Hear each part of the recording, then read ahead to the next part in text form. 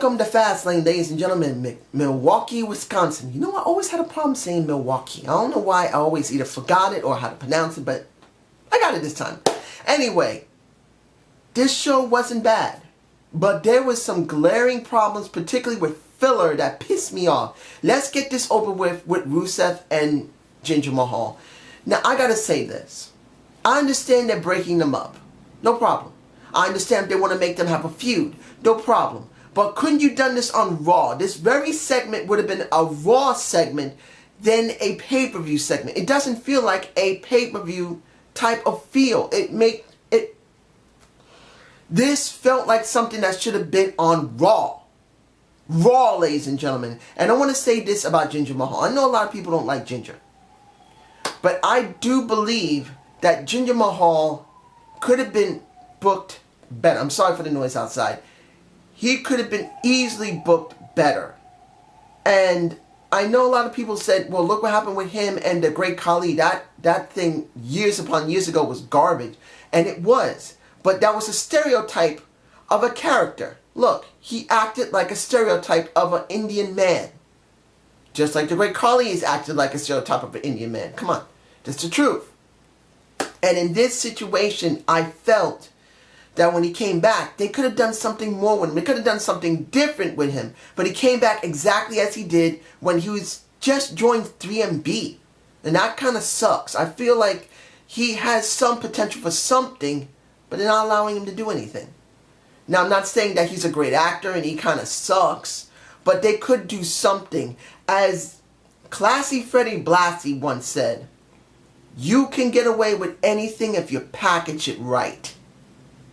And that's how I felt with Jinder.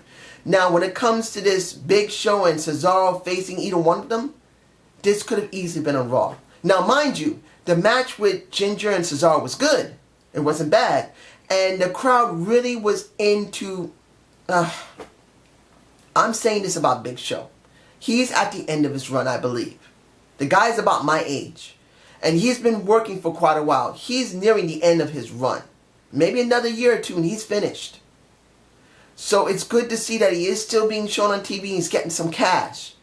But to be honest, it just... Why did Rusev have the job? Why? I understand Jinder Mahal. His character sucks right now. And I've said this already. He could have been given a better character. But the person amongst all four of them who is a singles competitor who has been getting traction in his character has been handsome Rusev. And you tell me if Lana's boots were looking hot. Woo. But anyway, I just felt like Rusev didn't need the job there. And this could have easily been put on Raw. I'm just saying. Here's another thing. Big Cass and Enzo versus the Club. Why? Why does the WWE always do these stupid situations where you have a team that is extremely over? They should win on the pay-per-view. But no. They have to job on the pay-per-view. And then usually at the next show, which is the next night, they win the freaking titles. This was just pointless. I mean, look. Enzo and Cass are so over that they will make those titles mean something. Since New Day doesn't have those titles right now, they're not using them because they're not really going to push them in that direction for a while, if ever again. Enzo and Cass are it. And instead of just letting them have the titles and just getting it over with, they drag it out like this. I just felt like this was a stupid booking decision. It just is. It's dumb. Now, what wasn't dumb was the two matches I'm about to talk about. And this is Samoa Joe versus... Oh, man. I gotta say this about that match with Sami Zayn. Sami sold a lot of what Samoa Joe was selling.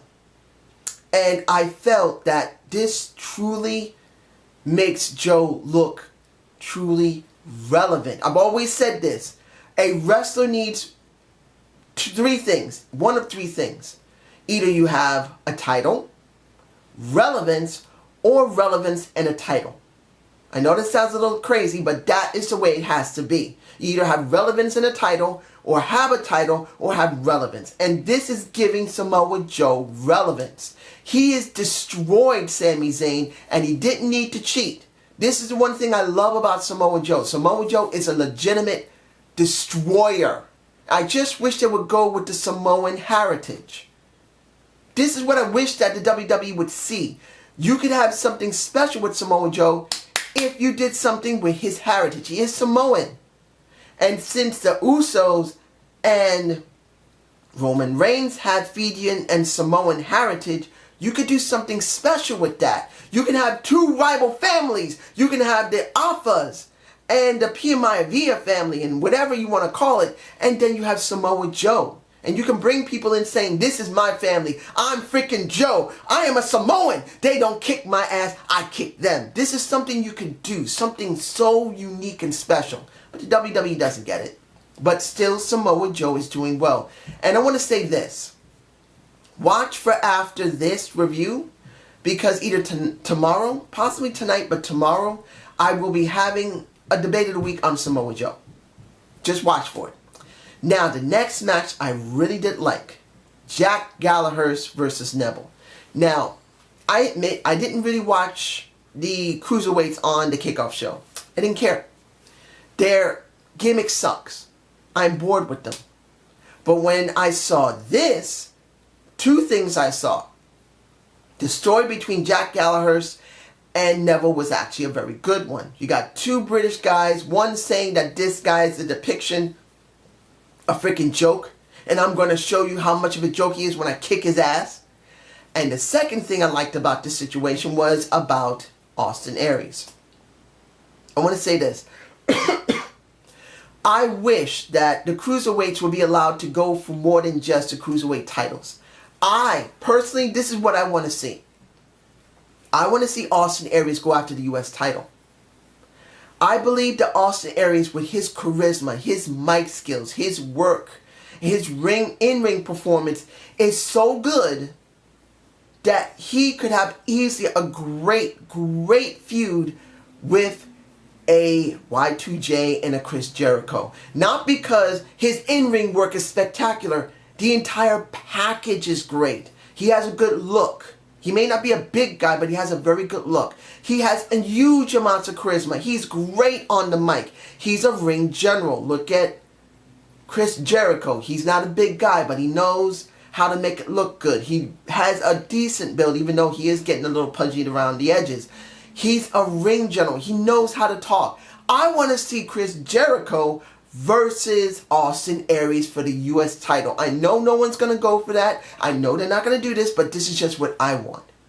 Now, in the end, after he had his promo for when he's about to go back to work, in other words, get back in the ring and probably NXT, because I doubt he's going to the main roster, it was a great match. Jack Gallagher got his ass kicked, but he got great credibility for what he did. That freaking headbutts he was doing was wonderful. I just loved it. And then almost getting thrown on the top of his head. Woo! I will be showing a blow up on my face and taking it out. And I did enjoy the match very much. Now, the match that just felt, I don't know, Nia Jax versus Sasha Banks. There's a problem with this. For the simple reason that it wasn't that Sasha Banks won the match. That is also a major problem. Sasha can always win when the title is not on the line. But when it is, she constantly jobs. That's the truth. At a pay-per-view, she can win a match. But that's if it's not for the title. That's the way they book her, and that's bullshit. But here's the problem I see. And it's with Nia Jax. Nia Jax at this moment is still not ready to go into the main title scene against either Sasha Banks or Bayley or even Charlotte for that matter. She's not ready. And although a lot of people are going to say, oh, Nia Jax is ready, she's great. No, she's not. Her ring work is not bad. Her size compensates for whatever work she's doing in the ring. But here's the problem. Nia Jax has no freaking competition. That's the reason why she's mainly working with Sasha Banks. She has no one to work with. She has no lower ranked jobbers to work with. Soon she'll go over to Bayley. It's not like Asuka's there yet. And here's the kicker of the entire situation. Seeing that Sasha had to win by roll-up, it feels cheap. It feels like, and this is stupid, but the way I feel about this is that there's no build for this. This doesn't really feel like it's relevant to Sasha Banks. Yeah, Sasha won on a pay-per-view, fine. But that doesn't mean she'll actually go for the title and actually have relevance again. The way the WWE has booked her all those times when it was with Charlotte was that Charlotte could get beat on Raw all the time. But when it came to a pay-per-view, Charlotte always won and made Sasha Banks look weak. Now, since I am talking about the other ladies, let's get it done. Charlotte versus Bayley. Good match. I'll say this, my feelings of what I just said. I said that Sasha could get a title. It's possible now. Because of how the ending of that match is. Unless someone's going to give a rematch to Charlotte to go up against Bayley maybe this Monday. It just feels like you're setting up Sasha Banks going against Bayley at WrestleMania. In a sense, it's actually a wise thing because they did have something back in NXT. You could say that this would make some sense because of what Charlotte has been saying, that Bayley can't get it done without someone helping her. But then it kind of hurts Sasha Banks in the process. One, Sasha Banks hasn't been booked very well. Two, Sasha Banks is going to have to turn heel. And people don't want to boo her. They want to cheer the boss. So that does not help Sasha Banks. So that's how it feels. New Day. I want to get this done now. What was going on with Big E Langston? What was that with Biggie? I thought the reason Biggie was acting the way he was because he had brain freeze. That they were about to open up the ice cream cart and it was going to be empty. And he said, I'm sorry, I that made no sense why he was acting so erratic, like he was snorting some shit. I just felt like it was not necessary for him to go that far. It didn't make the segment work. It didn't flow properly. It was like they were off. Now, unless he is snorting something, that just did not work for me personally. It just didn't. Now, what else am I forgetting here? No, it did Charlotte. Roman Reigns versus Braun Strowman. I want to say this. As much as people want to boo Roman Reigns, they started doing the Cena chant. Let's go Roman suck. They went down there. He's already shown signs of being another Cena. Now here's the thing. I don't hate Roman. I think he's not bad. He's just not been booked well. And when it came down to the situation, he did it pretty well. He did pretty well in this match. He put a lot into it. He sold a lot. He took a lot. And in the end, Braun Strowman lost. And this, if I'm correct, is building him up to deal with The Undertaker at WrestleMania. To be honest, I'd rather see John Cena versus The Undertaker. But we already know John Cena's going to be working with The Miz and his woman. So this is what we're going to be dealing with. Now, the last thing I'm going to talk about, Kevin Owens versus Goldberg. What the fuck was that? Now, I'll say this. Kevin Owens rolling out of the ring more than a few times before the match happened actually was really entertaining. I was looking forward to this. I was looking forward to the strategy that Kevin Owens was doing. That Kevin Owens was going to really give Goldberg a real run for his money. Jumping out of the ring, excited the crowd more than anyone in the entire show. And there were a lot of times that the people in the audience was really excited. They loved this. But then they went down the cheap route. They went down the route of having Chris Jericho come out, get a light distraction, and within about a minute, Goldberg wins by the spear and jackhammer. Are you serious? This time around, it didn't work. I'm going to be honest here, ladies and gentlemen. I know a lot of people are going to say, oh, this worked great. It didn't. Look, seeing Kevin Owens in the ring with a Goldberg would actually raise Kevin Owens' stock. Next to that, this would be a good thing for Goldberg to actually get a little work in before WrestleMania. Because doing this within a minute is stupid. Now, I know a lot of people say, well, the ones who will say and agree with me that this was stupid, well, it's obvious they did this because he sucks in the ring. He can't go anymore. I would say that for the first match they had. That was Brock Lesnar and Goldberg.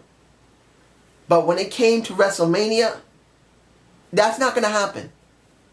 Well, when it comes to WrestleMania, not came. When it comes to WrestleMania, that's not going to happen. They got to have a longer program than a few seconds. It's not going to happen. So he really needs to be in a ring and do some work. I understand I think it was Survivor Series that this situation happened. I can't remember when they had their match. It's been a while. I don't remember.